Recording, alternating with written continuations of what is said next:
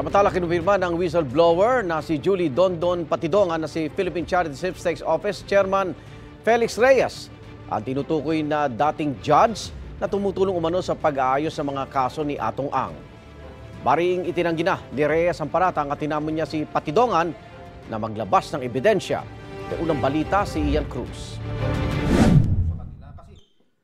Sa panayam ng GMA Integrated News, kinumpirma ni Julie Dondon Patidongan alias Totoy kung sino ang dating judge na sinabi niyang tagalakad ng mga kaso ng negosyante at isabong tycoon Atong Ang. Si ex-judge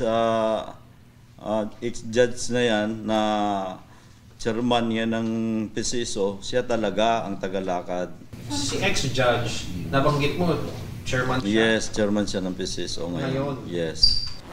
Ang kasalukuyang PCSO chairman ay ang retiradong judge na si Felix Reyes na naglabas ng pahayag para mariing pabulaanan ang aligasyon ni Patidongan. Hinamon niya si Patidongan na tukuyin ang sinasabing kaso ni Ang o yung mga kinalaman sa mga nawawalang sabongero na sa pagkakaalam niya ay nakabinbin pa sa korte na inayos umano niya pabor kay Ang.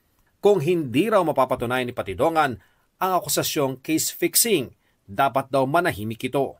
Pinuna rin ni Reyes na lumabas ang aligasyon ni Patidongan isang araw matapos siyang maghain ng aplikasyon para maging sunod na ombudsman.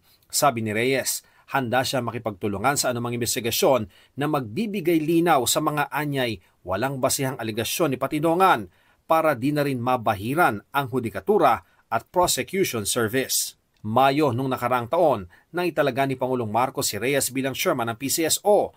Bago yan, nagsilbi si Reyes bilang board member ng PCSO simula November 2022. Naging presiding judge o acting judge naman siya sa Regional Trial Courts ng Taguig, Lipa, Calamba at Marikina mula 2006 hanggang 2021. Nagpaliwanag naman si Patidongan kung bakit niya tinukoy si Reyes. Judge, pasensya ka na binanggit ko yung pangalan mo. Ito naman talaga ang totoo. Alam mo naman na ito si Mr. Atong Ang. Buhay ko na ang gusto niya mawala. Hindi lang buhay ko, buong pamilya ko gusto niyang ipapatay. Kaya ako, inililigtas ko lang yung sarili ko.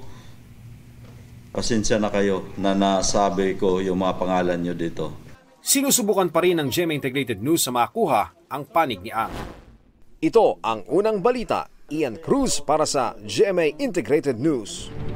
Igan, mauna ka sa mga balita, mag-subscribe na sa GMA Integrated News sa YouTube para sa iba't ibang ulat sa ating bansa.